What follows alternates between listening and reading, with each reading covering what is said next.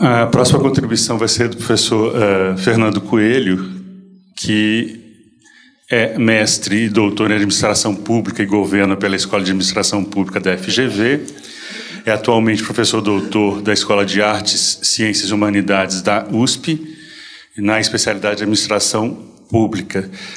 Tem atuação em docência, pesquisa e extensão nos seguintes temas: ensino e administração pública, planejamento do setor público, políticas públicas em educação, recursos humanos do governo e marketing de serviços públicos. Professor Fernando, obrigado pela presença.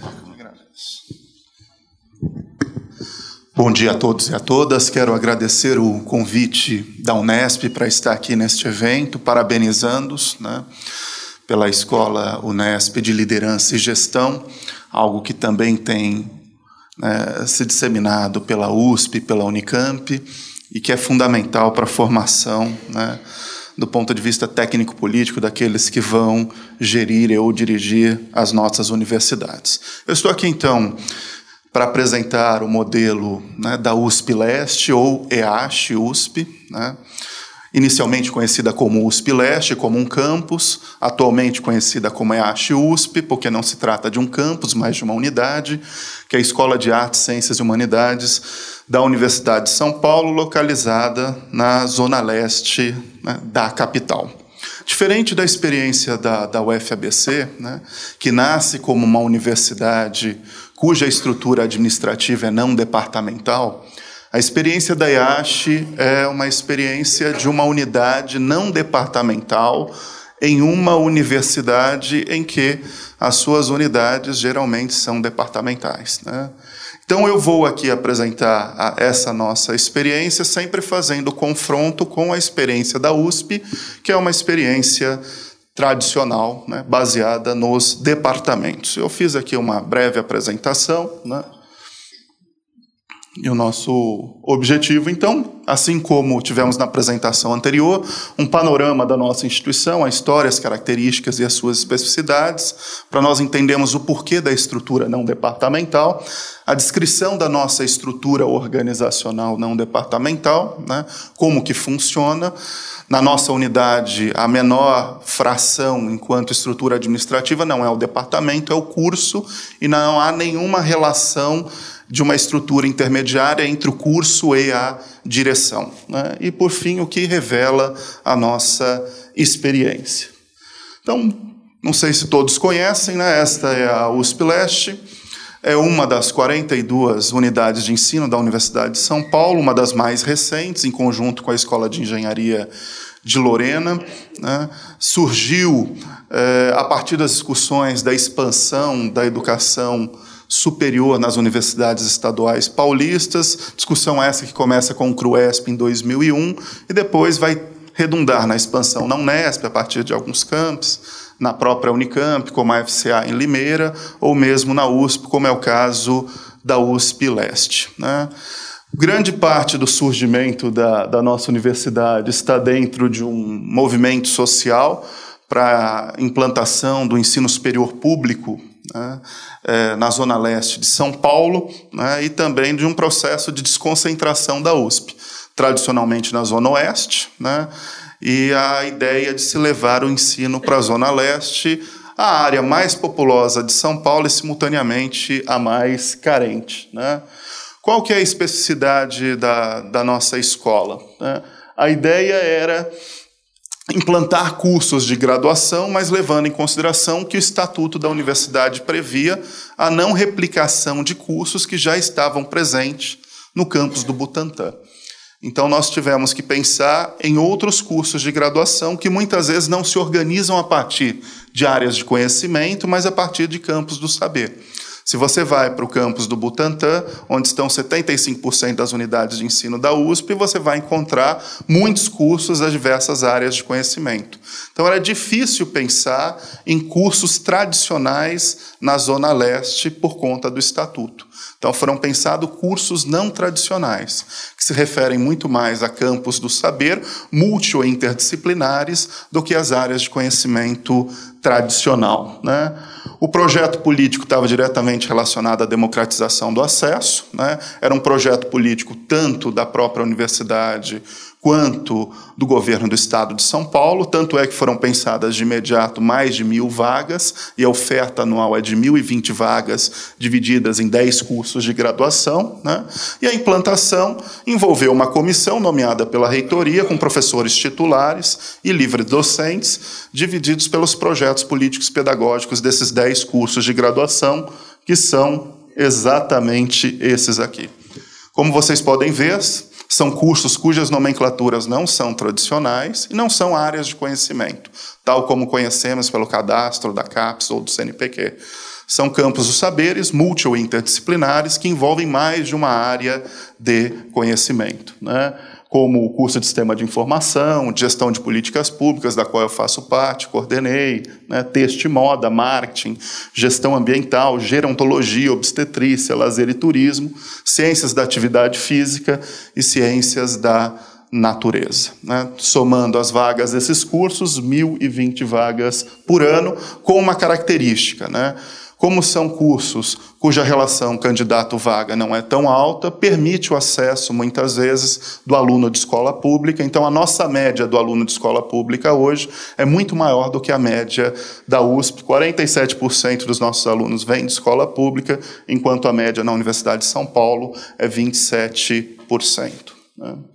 Bem, outras características, né? Essas 1.020 vagas, hoje nós temos aproximadamente, com os alunos que têm a sua permanência, né, para um quinto, sexto ano, 4.500 alunos na graduação matriculados, 150 alunos na pós-graduação, porque já temos aí programas de mestrados e doutorados, 276 professores e 218 funcionários, né? Aí vocês já começam a imaginar como é a organização de 276 professores de uma forma não departamental. Eu vou discutir isso com vocês na sequência, né?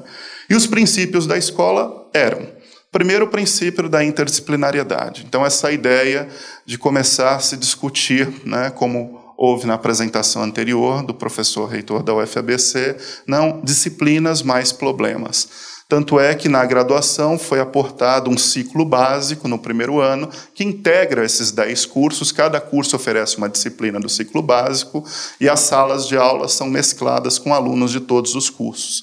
E uma das disciplinas previstas é a disciplina de resolução de problemas, baseada no PBL, né? Temos uma série de dificuldades em relação a isso, né? Sobretudo porque muitos de nós, professores, não somos preparados, né, para ministrar esse tipo de disciplina, até porque a nossa formação, muitas vezes, além de ser disciplinar, é uma formação pedagógica tradicional, né? A estrutura organizacional não departamental. Na USP, né, nós temos outras unidades de ensino que não são departamentais, mas com características distintas, como é o Instituto de Relações Internacionais, que é recente, que tem tão somente um curso de graduação, que é o curso de Relações Internacionais, e o desdobramento que houve no campus de São Carlos, com a escola de arquitetura se separando da área de engenharia, e também é uma unidade não departamental. A diferença dessas escolas em relação à EASH é o tamanho, né? Como vocês já puderam perceber, nossa escola é muito ampla e também em termos de diversidade. Enquanto o IRI e a arquitetura são cursos específicos, então uma escola restrita no seu tamanho, a EASH são diversos cursos e uma escola ampla. E se buscou uma inovação pedagógica a partir da proposta desses cursos que a USP não tinha. Focando, então, a questão da estrutura organizacional não departamental, né? E aqui que eu quero fazer, então, a discussão principal da nossa experiência com vocês, né? Imaginem vocês iniciar uma estrutura não departamental numa universidade que tradicionalmente é departamental. Isso cria uma dificuldade, né? Eu não estou aqui fazendo nenhum juízo de valor pró ou contra o departamento, né? Só estou fazendo um relato.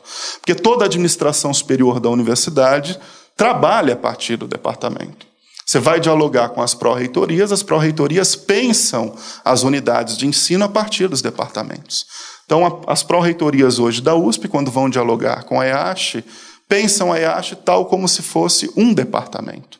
E não é, né? Na verdade, nós somos uma escola não departamental, ampla e diversa. Então, é um processo de experimentalismo difuso, né, onde nós vamos tendo uma aprendizagem E muito dessa aprendizagem, né, ela é feita a partir de um processo espontâneo e genuíno, onde as pessoas que ali estão, né, não foram preparadas para trabalhar com uma estrutura não departamental. Até porque professores titulares, livre-docentes que vieram de outras unidades para implantarem a nossa unidade, são professores que foram, né, formados dentro da estrutura departamental e muitas vezes pensam a partir do departamento.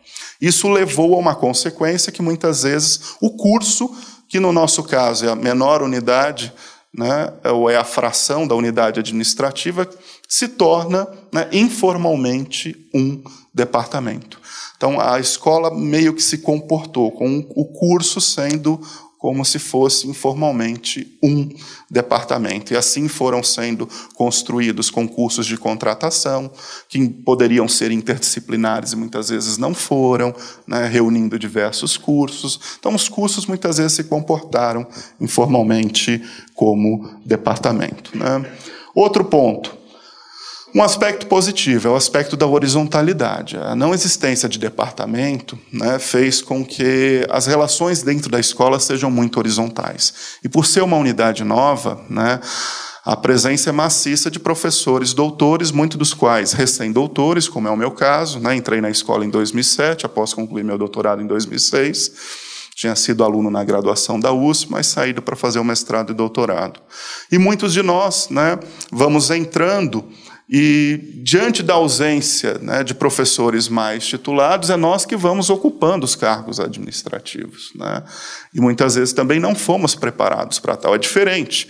Geralmente, numa outra unidade, quando você chega, o professor doutor é cobrado por uma grande inserção na graduação e um upgrade na sua pesquisa.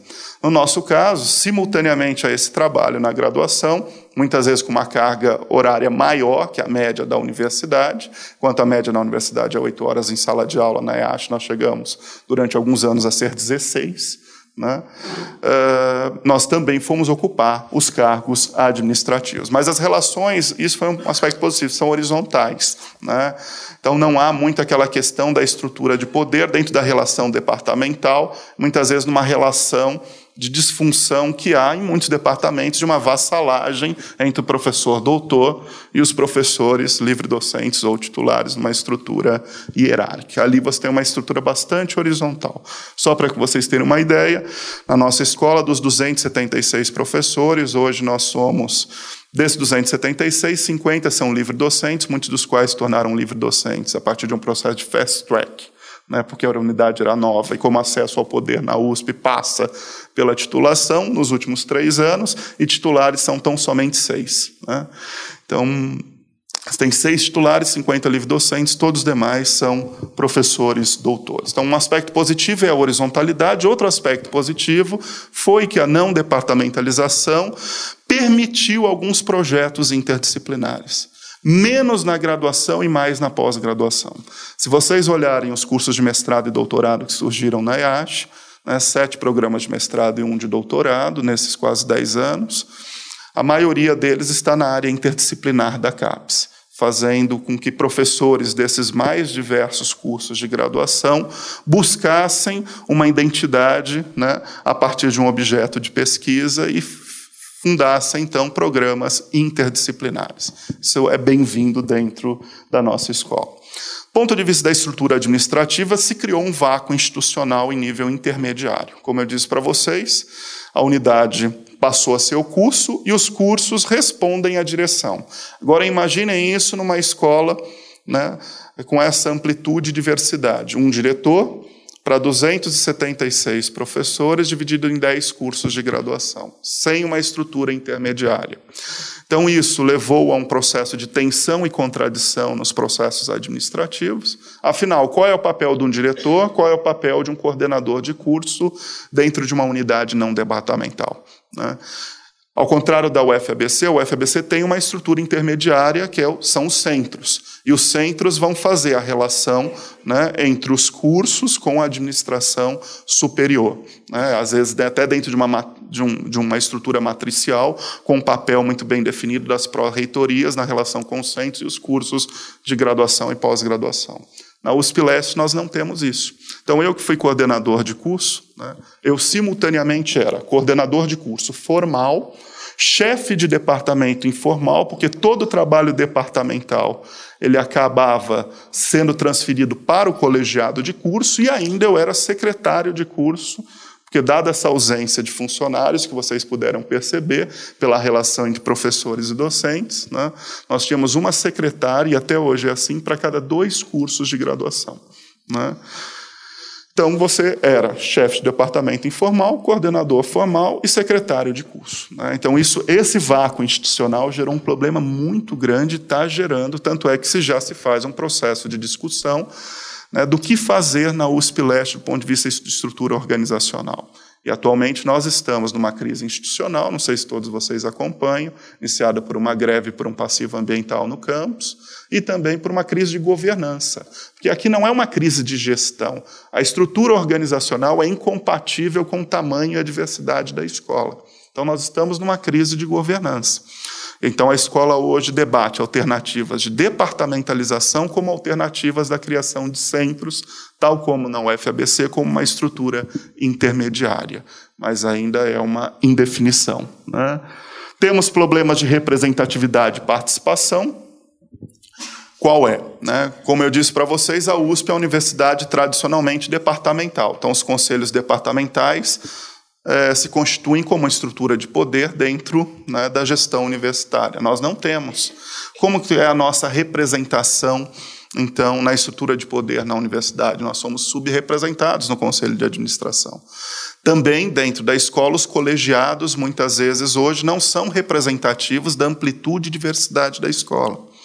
Então, quando você olha para uma congregação, na congregação você não tem nem coordenadores da graduação, nem de pós-graduação. Você tem apenas os professores titulares, livre-docentes, os presidentes de comissão, né, que são a pesquisa, graduação, pós-graduação em cultura e extensão, e os representantes dos doutores, o funcionário e o aluno. E muitas vezes aquela congregação ela não consegue ter ali nos seus 18 membros uma representatividade da diversidade e amplitude da escola. Muito menos o Conselho Técnico Administrativo. Então, implementar uma escola não departamental exige você dialogar tanto com a administração superior, para a forma em que essa administração superior vai dialogar com uma estrutura que não é tradicional, e a USP não estava preparada para tal, como você também fazer as adaptações do regimento da universidade para pensar a estrutura administrativa da unidade. E esse trabalho não foi realizado. Então, ele está sendo realizado agora pela geração, né, dos professores, não que implementaram a unidade, mas que entraram a posteriori para se tornarem docentes, né? O colegiado de curso, então, como eu disse para vocês, se torna a grande forma de representação dentro da unidade. Tanto é que uma coisa que não é normal que acontece, você tem disputas eleitorais para coordenador de curso, porque é a estrutura de poder, né? Enquanto isso você não observa, ninguém quer ser coordenador de curso, cuja estrutura de incentivo, muitas vezes, pela gratificação, é muito baixa. Não, lá você teve, nos primeiros anos, disputa para a coordenação de curso, porque se tornava a estrutura de poder. E aí uma disfunção. Colegiado de curso, que tem um papel pedagógico, acabava transformando toda a sua pauta numa pauta administrativa, com reuniões intermináveis. Eu fazia reuniões de colegiado de curso com duração entre 6 e 8 horas. A nossa comissão de graduação, imaginem vocês, uma comissão de graduação com 10 coordenadores de curso. Nós fazemos reuniões, né, que começam num dia e terminam no outro. São entre 12 e 16 horas para você completar uma pauta mensal com 10 coordenadores formados em distintas áreas de conhecimento que pensam a universidade de distintas formas. É um exercício de aprendizagem, porque eu, administrador público, todo de um lado de um geólogo, de um lado de um computeiro, né, na frente de uma pessoa da área de gerontologia, assim por diante. Você aprende muito, mas ainda a estrutura, né, não está comportando esse processo decisório. Então, você tem uma sobrecarga de trabalho administrativo. Essa sobrecarga vai cair, sobretudo, sobre os professores doutores, que é uma disfunção. porque os próprios livre-docentes e titulares muitas vezes não têm se encarregado desse papel, né? O fator crítico, então, nosso hoje é o tamanho e a diversidade. Então, eu não quero, com a experiência da USP Leste, dizer, né, contra o não departamento, né? Pelo contrário, eu estou dizendo que a experiência não departamental ela requer uma estrutura intermediária. E nós não temos essa estrutura intermediária na nossa unidade. Talvez o centro, como na UFABC, venha a ser, né, uma alternativa para um processo de reestruturação, né, a curto ou médio prazo. Então, nós temos um problema. Diferente das outras unidades não departamentais da USP, eu apontei isso ao início, é o tamanho, né? Então, talvez a escola precisa se dividir, né, nem mesmo em departamentos ou centros, mas em 2 ou 3 unidades. Uma unidade de artes, uma unidade de humanidades, uma unidade de ciências, porque é uma unidade muito ampla, né? Imaginem vocês, esses 276 professores, eles representam todas as áreas de conhecimento possíveis apontadas pelo CNPq. Eu tenho todas as áreas de conhecimento hoje dentro da IASH, né? E então você tem uma tensão muito forte, porque esses professores foram formados dentro de um âmbito disciplinar. E muitas vezes a gente fala em interdisciplinariedade, mas também muitos não estão querendo fazer, né, esse debate interdisciplinar. E cada um vem com ethos de universidade e assim por diante, né? Então, essa é a questão do tamanho e da diversidade.